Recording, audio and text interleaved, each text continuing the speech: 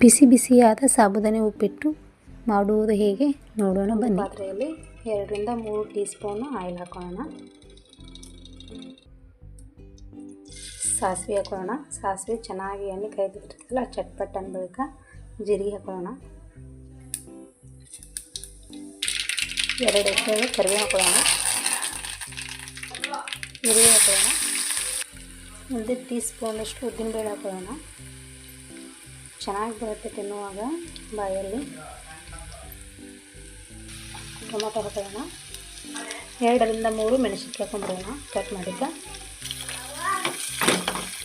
ಸ್ವಲ್ಪ ಅರಿಶಿನ ಹಾಕೊಂಡ್ಬಿಡೋಣ.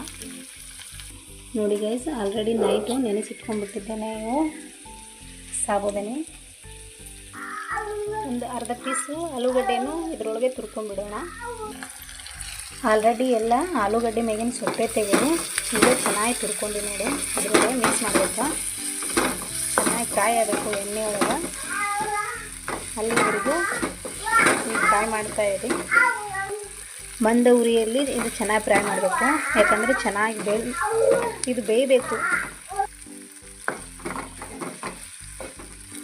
ಇವಾಗ ರುಚಿಗೆ ತಕ್ಕಷ್ಟು ಉಪ್ಪು ಹಾಕೊಂಡ್ಬಿಡೋಣ.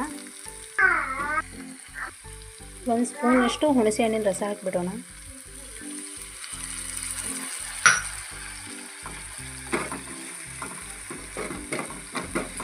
ಇವು ಚೆನ್ನಾಗಿ ಬಾಡಿಸ್ಬೇಕು. ಇವಾಗ ನೆನೆಸಿದ ಸಾಬುದಾನಿಯನ್ನು ಹಾಕೊಂಡು ಮಿಕ್ಸ್ ಮಾಡ್ಕೊಳ್ಳೋಣ.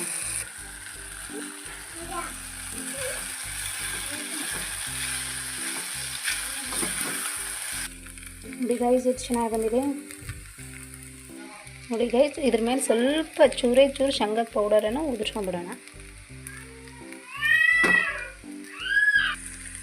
ಇದು ಸಣ್ಣ ಕಟ್ ಮಾಡ್ಕೊಂಡಿದ್ದ ಕೊತ್ತಂಬರಿ ಹಾಕೊಂಡ್ಬಿಡೋಣ ಗೈಸ್.